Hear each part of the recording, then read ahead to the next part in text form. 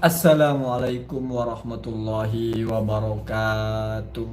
Bismillahirrahmanirrahim. Alhamdulillahirabbil alamin. Allahumma sholli ala sayyidina Muhammad wa ala alihi wa sahbihi ajmain. Amma ba'du. Rabbi shrah li sadri wa yassir li amri wa hlul 'uqdatam min lisani yafqahu qawli. Allahumma ja'alna min ahlil khair fi dinina wa dunyana wa ukhrana. Semoga kita semua menjadi orang-orang yang salaka maslakal khair, yang berada di lajur yang benar dalam urusan dunia, urusan keluarga, urusan agama, dan juga urusan akhirat. Amin Allahumma amin. Sudah ada kita saksikan itu video pertama, Ustadz Arif tampil membenarkan apa yang disampaikan Mang Alan, lalu nyerempet juga kepada tentang ijazah di Thoriqul Jannah dalam kaitannya dengan Ustadz atau Kiai Qasim. Kemudian muncul klarifikasi bantahan dari Pak Kiai Haji Romo radhiyallahu. Setelah itu muncul lagi dari Ustadz Arif. Kita menjadi bingung, ini mana yang benar? Klaim mana yang benar? Kok saling bantah-membantah gitu? Saya sudah klarifikasi langsung dengan Ustadz Arif. Ustadz Arif sudah klarifikasi langsung dengan Gus Yusril. Gus Yusril putra dari Kiai Qasim. Jadi apa yang akan saya sampaikan, insya Allah ini benar. Saya akan menyimpulkan dari 3 polemik itu. Simpel saja. Yang pertama adalah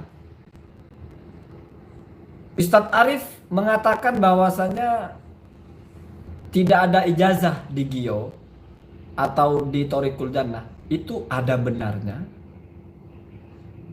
Pak Kiai Rodi membantah bahwasanya ada ijazah. Beliau punya ijazah, itu juga ada benarnya. Kenapa? Karena ini bukan hal yang bertentangan. Mengingat objeknya beda-beda. Ingat. Mari kita runut ngomongnya, pelan-pelan runut. Ustadz Arif mengatakan tidak ada ijazah dimiliki oleh Pak Rodi, itu adalah ijazah tingkat 1 dan tingkat 2. Di mana ijazah tingkat 1 dan tingkat 2 ini melingkup ijazah tawassul. Artinya yang memperbolehkan seseorang mengisi kepada orang lain. Di GIO, di situ yang punya ijazah tingkat 1, tingkat 2, tingkat 3, tingkat 4 itu adalah Pak Kodim, bukan Pak Rodi. Pak Rodinya hanya punya 3 sampai 4, tidak punya 1 dan 2. Dalam logikanya Ustadz Arif, kalau tidak punya 1 dan 2, berarti masalah kalau dia mentransferkan ilmunya. Kenapa? Karena untuk bisa mentransferkan harus ada tawassul. Tawassul ada di 1 dan 2. Dan Pak Rodi menunjukkan 2 ijazah itu, bisa jadi itu adalah ijazah tingkat 3 dan tingkat 4. Jadi sudah benar. Apa yang dikatakan Ustadz Arif, Pak Rodi tidak punya ijazah, benar. Maksudnya adalah ijazah tingkat 1 dan tingkat 2. Apa yang dikatakan Pak Rodi itu adalah dia punya ijazah, juga benar. Ijazah tingkat 3 dan tingkat 4. Tinggal kita yang menilai. Ketika ngomong ijazah ini sebagai apa perannya? Apakah sebagai legitimasi bahwa dia pernah berguru? Atau sebagai izin untuk mentransferkan ilmu? Kalau untuk mentransferkan ilmu butuh ijazah 1 dan 2, maka siapapun yang tidak punya ijazah 1 dan 2 tapi hanya punya ijazah 3 dan 4, berarti tidak untuk mentransferkan ilmu. Ini gambarannya. Jadi kita bisa paham polemiknya di situ ternyata. Dan Pak Kiai Rodi itu tidak menjelaskan dia punya ijazah apa gitu. Ijazah apa yang dimaksudkan gitu loh. Kalau ternyata ijazah 1, 2, 3, dan 4 ini ada tupoksinya masing-masing, layaknya Pak Kiai Rodi itu mentafsir. Saya punya ijazah 1, ijazah 2, ijazah 3, ijazah 4. Sehingga ketika ada orang yang mengatakan dia tidak punya ijazah, maksudnya adalah ijazah 1, ijazah 2, jangan dibantah, saya punya ijazah. Ini buktinya loh. Yang kita ngomong ini ijazah dalam artian Anda mentransferkan ilmu. Itu persoalannya, di situ letaknya gitu. Kadang-kadang kalau kita ngomong sesuatu yang mutlak, lalu dipahami sebagai sesuatu yang muqayyad, ini persoalan. Sebaliknya, kita ngomong kalimat yang muqayyad, tidak mencakup semua hal, tapi dipahami seolah-olah mencakup semua hal. Persoalan, kita ngomong tidak punya ijazah, maksudnya adalah ijazah untuk transfer. Itu namanya takyid bil qarinah ya.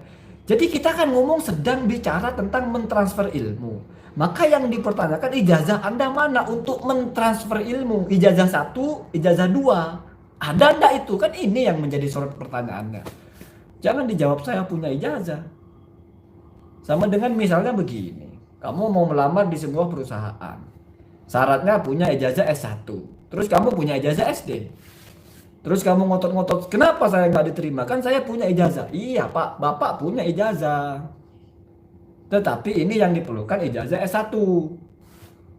Bukan asal sembarang ijazah gitu. Jadi Bapak benar punya ijazah. Tetapi ya, waalaikumsalam. Mohon Ustadz Zulkarnain official ini mohon kalau saya salah langsung ditanggapi. Bapak benar punya ijazah, iya. Tapi ini Pak, perusahaan ini butuh ijazah S1. Kalau masih SD, SMP, SMA, minggir dulu. Bisa jadi gagal paham maksudnya Pak Rudi, maksudnya Pak Arif gagal paham gitu. Kita ngomong ijazah apa gitu, ini masalahnya kalau dalam usul fikih itu bukan gagal paham ya. Tetapi tidak mampu menangkap dari makna al-ibarah gitu. Jadi al-ibarah itu atau ungkapan itu al-ibarah itu pemahaman ya. Bukan al-ibarah, al-ibrah. Jadi ibarah itu ungkapan, ibrah itu apa yang kita petik. Al-ibrah bil qasdi wal ma'ani, la bil lafdi wal mabani. Ini yang penting. Jadi omongan orang itu ditangkap sesuai dengan maksud yang ngomong, bukan persis seperti lafalnya.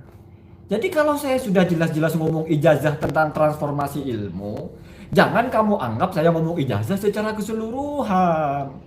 Gak nyambung jadinya, kan begitu. Kan enak kalau kita ngomong begitu, kalau kita paham teorinya. Oh, Pak Arif ini ngomong ijazah maksudnya sedang bicara konteks ijazah itu dalam artian mentransfer ilmunya. Berarti ijazah apa yang khusus itu? Oh, tingkat 1, tingkat 2. Ketika sedang mempersoalkan Anda kok berani-beraninya mentransfer ilmu sementara Anda tidak punya ijazah, berarti yang maksud tidak punya ijazah itu sudah bukan secara umum, tapi ijazah 1, ijazah 2. Gitu, kan begitu. Makanya Pak Parodi, bukan Pak Parodi, kalau mau membantah ini maka tunjukkan Anda punya ijazah 1, ijazah 2. Kalau Pak Kodim itu lain. Pak Kodim punya 1, 2, 3 dan nggak dibicarakan oleh Ustadz Arif. Ustadz Arif bicara Gio, artinya di situ pimpinannya siapa? Berarti Pak Rodi, dan itu yang dibicarakan. Kalau begitu kan enak. Ini cara memahami teks ya. Jadi ingat-ingat, kacau kalau kita berbicara dengan orang, kita tidak paham maksud orang itu, tapi kita menangkap yang kita pahami bukan seperti yang dia maksudkan. Repot. Kan jelas kaedahnya itu. Qasdul lafzi ala maksudil lafid. Orang ngomong itu bergantung kepada apa maksudnya yang ngomong gitu. Kamu tidak punya istri. Terus dia ngotot, saya punya istri kok. Saya sudah nikah, maksudnya kamu tidak punya istri lebih dari 1. Itu sah-sah saja. Atau kamu tidak punya istri yang baik. Kenapa? Karena sedang melihat mungkin istrimu tidak soleh gitu, tidak soleha gitu. Itulah kita memahami omongan orang, jangan ditangkap sebagaimana layaknya. Harus tanya dulu gitu loh. Sekarang tinggal satu pembuktiannya. Bisa nggak Pak Rodi ini membuktikan dia punya ijazah tingkat 1, tingkat 2, tingkat 3, tingkat 4 lengkap gitu sehingga di situ sah ada transformasi ilmu. Jangan bawa-bawa Pak Kodim dan lain. Ini tentang Pak Rodinya gitu. Nah, itu satu. Ada yang jauh lebih penting lagi, brother. Nanti saya kasih ada, Anda bisa simak ya. Saya tidak kasih cuplikannya karena ini live ya. Terus yang kedua, biarlah channelnya siapa itu juga ditonton orang gitu. Artinya sekali-kali kita ngambil dari sumber aslinya gitu ya, sebagai apresiasi kita kepada yang bikin video gitu. Di situ beliau menjelaskan bahwa sudah tabayun, Ustaz Arif sudah tabayun, sudah tanya ke Gus Yusril, terus Gus Yusril pasti otomatis suaranya otoritas mewakili ayahnya Kiai Qasim. Di Gio itu atau Pak Rodi itu tidak punya ijazah pengobatan. Saya ulangi, tidak ada ijazah pengobatan. Ini bukan saya yang ngomong, ini hasil saya tabayun kepada Ustaz Arif. Ustaz Arif hasil tabayun kepada Gus Yusril, Gus Yusril hasil tabayun kepada ayahnya Kiai Qasim. Jadi sanadnya mutasil ya. Saya Ustaz Arif ke Gus Yusril, Gus Yusril ke siapa namanya? Ke bapaknya, ayahnya. Menjadi pertanyaan sekarang, lalu pengobatan di Gio itu sanadnya kemana? Ini penting sekali. Sehingga praktik-praktik video misalnya jin nangkep masuk ke botol, ini aliran siapa? Jangan dinisbatkan kepada Kiai Qasim, karena di situ pimpinannya adalah Pak Rodi yang muridnya Kiai Qasim. Jangan. Kenapa? Karena tanya dulu, itu belajarnya di mana? Ada nggak ijazah nangkep jin dimasukkan ke botol kerating, dan itu dari mana jalurnya? Ini harus pas. Ini cara kita biar nggak serampangan gitu loh. Nanti kamu kecewa dengan pengobatan di Gio, terus kamu tanya siapa gurunya? Nggak beres pengobatan Kiai Qasim itu, ajarannya muridnya begitu. Kan rusak. Maka penting seorang guru, penting pihak dari Kiai Qasim itu mempertegas, ijazah saya tidak saya berikan kepada Gio misalnya. Dan timnya itu tidak ada mereka belajar ke saya cara pengobatan. Mereka memang belajar ilmu hikmah, tapi ketika ilmu hikmah itu dikonversikan menjadi pengobatan ala macamnya, ada kesurupan lah, tangkep korin lah, mediumisasi lah. Ini jangan dikaitkan dengan perguruannya Kiai Qasim. Kenapa? Karena ingat kata Ustaz Arif, Pak Rodi tidak punya ijazah pengobatan. Jadi dia mengobatinya tidak memakai ijazah dari gurunya yaitu Kiai Qasim. Ini kan mudah dipahami. Dan ini juga awal mula Ustaz Arif mengungkap ini karena ada pasien yang mengatakan, pasien yang tidak sembuh-sembuh, terus dia datang ke rumahnya Kiai Qasim, ada kalimat dari Kiai Qasim bahwa di sana itu nggak ada ijazah pengobatan. Jadi dari dua sumber, jalur satu dari Kiai Qasim lalu kepada pasien, ini dari Ustaz Arif ya, saya dapatnya dari Ustaz Arif. Kemudian pasiennya ngomong ke Ustaz Arif, lalu Ustaz Arif juga mempertanyakan lagi ke Gus Yusril, terus sampai ada memang tidak ada ijazah pengobatan. Jadi memang Pak Rodi muridnya Kiai Qasim, tetapi mungkin tidak diberikan ijazah bagaimana mengobati pasien. Maka semua metode pengobatan pasien dengan jurus apapun la tasihhu nisbatuhu ila Asy-Syaikh Qasim, tidak sah dinisbatkan kepada Kiai Qasim, sehingga huwa bari'un min kulli syarrin yata'allaq bigio. Maka Kiai Qasim ini gak berhubungan dengan polemik yang ada di Gio, entah pasien yang tertipu lah, entah mediumisasi diduga abal-abal lah, entah jual-jual paku lah, itu tidak ada hubungannya dengan Kiai Qasim. Kenapa? Karena Kiai Qasim hanya memberikan ijazah 3 dan 4. Tidak berhubungan dengan, bahkan tidak berhubungan dengan pengisian, tidak berhubungan dengan pengobatan, tidak berhubungan dengan cap paku. Ini cara kita memahami alur, biar pertentangan ini menjadi jelas mana pihak yang bermasalah, mana yang tidak. Mungkin dia belajar nggak tahu, saya nggak biasa bicara mungkin ya. Saya berkomunikasi langsung dengan Ustaz Arif, ya langsung via WA. Maksud sekarang kan zaman sudah canggih. Terus satu lagi, kalau Pak Rodi ini, Pak Kiai Haji Rodi ini memang muridnya Kiai Qasim yang top, ya ada polemik begini ya sowan lah. sama gurunya ya. Jangan teriak-teriak dulu, nantang-nantang dulu. Ya sowan dulu, minta arahan. Murabbi atau guru itu kan murabbi fil ilmi, murabbi fil ruhi, murabbi fil amal. Jadi hubungan guru dan murid itu kalau memang sudah expert, biasanya tidak hanya dalam satu teks yaitu soal ilmu saja, tapi juga soal ruh. Jadi yang disebut dengan murabbi ruhi itu membimbing kita secara totalitas dalam berguru. Ada problem seperti ini, ada pasien ngomong bahwasanya di sini ijazahnya belum ada atau apa. Ingat, bukan ijazah tingkat ijazah yang dia punya, ya ijazah pengobatan. Ini kan dipelintir repot.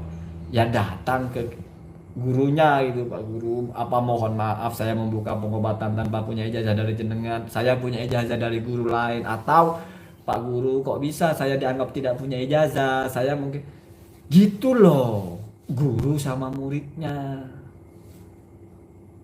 Dan katanya memang belum pernah datang setelah ada polemik ini. Itu kabar dari Gus Yusri. Tidak ada pihak sana datang ke Kiai Kosim, entah dari Pak Rodi atau entah dari siapa.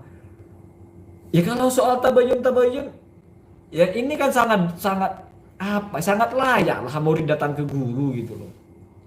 Orang biasanya murid dan guru nggak punya apa-apa, maksudnya nggak ada keperluan apa-apa, ya datang silaturahmi. Ini apalagi ini kan ada keperluan, pasti ada keperluan. Bahkan sebelumnya Pak Rodi itu mengungkap bahwasanya dulu ketika beliau berguru itu ada ada apa, saya kurang paham, tapi nggak usah diomongkan itu. Saya nggak suka ngomong yang tidak paham. Makanya sekilas saya menangkap beliau menunjukkan bahwa ada pengorbanan gitu, entah secara materi atau entah secara apa gitu. Beda kalau sekarang katanya gratis-gratis saja, wallahu a'lam. Saya tidak mendapatkan info tentang itu dari Gus Arif, dari Ustadz Arif, Gus Arif atau Kiai Arif. Jadi gitu. Kita bicaranya ini pas gitu. Siapa yang ngomong, apa maksudnya, kemana arahnya, di mana pertentangannya. Selalu saya ulang. Wa afatul kalami su'ul fahmi. Penyakit dari komunikasi, pemahaman yang buruk. Kita ngomong sesuatu yang spesifik dipahami sebagai sesuatu yang general. Kita ngomong misalnya begini contohnya. La yu'minu ahadukum hatta yuhibba li ghairihi ma yuhibbu li nafsihi. Atau hatta yuhibba li nafsihi. Gimana itu? La yu'minu ahadukum hatta yuhibba li ghairihi ma yuhibbu li nafsihi. Enggak beriman orang sampai dia mampu mencintai yang lain sebagaimana dia mencintai dirinya sendiri. Lalu kamu artikan la yu'minu itu tidak beriman sebagaimana umumnya itu kafir. Kacau ya. Kenapa? Karena setiap ibarah itu ada ibrohnya. Ibrohnya itu tidak mesti bidohiril lafdi. Kalau kita ngaji kan paham. Maksudnya la yu'minu itu ay la yatimu imanuhu, tidak sempurna. Enggak otomatis langsung kamu benci sama orang terus kafir. Kenapa? Karena katanya kalau nggak mencintai orang sama dengan mencintai diri sendiri kafir. Kok bisa kafir? La yu'minu kan tidak beriman. Wahum la yu'minun kan artinya mereka tidak beriman. Waduh. Terus adalah sholat liman lam yaqra bi fatihatil kitab. Oh, berarti itu artinya sholat tidak sempurna kalau tidak baca Fatihah. Bukan tidak sah, lain lagi. Jadi memang bahasa Arab itu beda. Kadang-kadang redaksinya sama, maknanya berbeda. Biasa itu. Makanya tidak cukup kita baca terjemahan. Tidak cukup kita menyimak hanya orang ngomong saja. Butuh juga kita memahami secara usul fikihnya kemana, ini la nafi, ini manfinya apa, terus faedatul hukminya di sini apa, apakah artinya zahir lafaz tidak sah atau tidak sempurna, tidak beriman atau bagaimana. Itu artinya kita memahami gitu ya. Jadi kalau kita seperti ini berpikir ya insya Allah aman. Jadi kalau memang harus dilanjutkan soal klarifikasi itu, ya silakan Pak Rodi ini menunjukkan ijazah 1, 2, 3, 4 biar selesai, dan ijazah pengobatan dari Pak Kiai Kosim. biar ketika mengklaim ini pengobatan dari guru saya itu bukan klaim sebelah pihak, bukan bertepuk sebelah tangan sebelah sendal, kan nggak bisa begitu, manipulasi namanya kalau mengklaim. Kalau tidak ya wallahu alam, saya kan bicara kalau. Terus juga begini, ketika orang sudah mengklarifikasi, artinya menyikapi, bertindak. Tidak bisa dianggap cuek, tidak bisa dianggap mengambil jalur diam. Konsekuensinya satu hal bagus, karena gentle. Tetapi ada yang lebih berat. Apa yang Anda mulai, harus Anda tuntaskan. Itu laki-laki namanya. Itu berpikir utuh. Anda sudah membuka diri untuk klarifikasi. Kenapa yang diklarifikasi hanya soal ijazah? Itu pun tidak fix di persoalan. Bagaimana dengan apakah benar ada di situ pemanggilan ruh sukma atau korin dari Habib Soleh Tanggul rahimahullah, Gusmi rahimahullah, Gus Maksum rahimahullah. Ini juga sudah menyebar, Pak. Ini juga butuh Anda tanggapi. Kalau tidak ditanggapi, maka tidak ada masalah orang mengisbat itu benar. Artinya Anda mengakui apa yang disampaikan Bang Alan, apa yang disampaikan Ustaz Arif. Kalau Anda mengakui, maka layak kami bertanya, apanya yang dipanggil itu? Ruhnya, sukmanya, atau korinnya? Terus kalau suatu saat nanti ada pihak-pihak yang ingin bertabayun tentang itu kepada Anda, harus siap. Kenapa? Karena cuma dua saja. Kalau Anda menepis tidak itu bohong, ya berarti mungkin Bang Alan atau Arif yang bohong atau siapa. Tapi kalau Anda tidak menepis itu berarti ini benar, apalagi saksinya sudah banyak. Tinggal kita pertegas apa maksudnya malam-malam gelap di atas jam 12 ada orang duduk di atas kursi terus kerasukan, terus berbicara tentang apa yang akan kita lakukan ke depan. Maksudnya apa? Itu ya, ini penting sekali untuk disikapi, lebih penting dari ijazah ya, saya kira. Kenapa? Karena awalnya kan itu, makanya kan diklarifikasi Ustaz Arif yang terakhir itu kan itu. Kenapa itu nggak ditanggapi? Kenapa yang ditanggapi malah yang lain? Kira-kira seperti itulah ya. Tidak usah banyak-banyak, saya kira ini sudah cukup ya. Semoga ada manfaatnya. Nggak bisa merokok ini ya kita. Makanya saya tidak bisa lama ya, karena ini di ruangan tertentu kita tidak bisa merokok, tidak bisa juga ngopi di sini ya, harus keluar ya. Semoga ada manfaatnya. Ya silahkanlah kalian anggap saya ini apa, ikut campur urusan orang lah, tidak apa-apa, sudah saya maafkan. Ya benar juga sih ikut campur urusan orang kan. Karena memang yang berurusan ini orang semua, nggak ada monyetnya, nggak ada kambingnya, nggak ada jinnya, ada mungkin jinnya. Terus ada lagi yang tertarik saya dengan pernyataannya Pak Rodi itu. Anak saya yaitu Idris itu tamat MI Madrasah Ibtidaiyah itu di MI Babatan atau Babadan. Silahkan tanya. Nah ini berarti mengokohkan bahwa pernah sekolah Madrasah Ibtidaiyah selevel SD lah, tapi SD di versi agamanya syariat, versi yang lebih muatan agamanya lebih banyak, makanya Madrasah Ibtidaiyah. Lalu setelah itu sampai dia mau menikah tinggal di Wisma Pesantren. Itu pesantren mana? Kenapa ya nggak sebut namanya gitu lah. Atau kalau banyak, justru kalau satu itu nyebutnya gampang. Kalau banyak justru nyebutnya lebih mudah.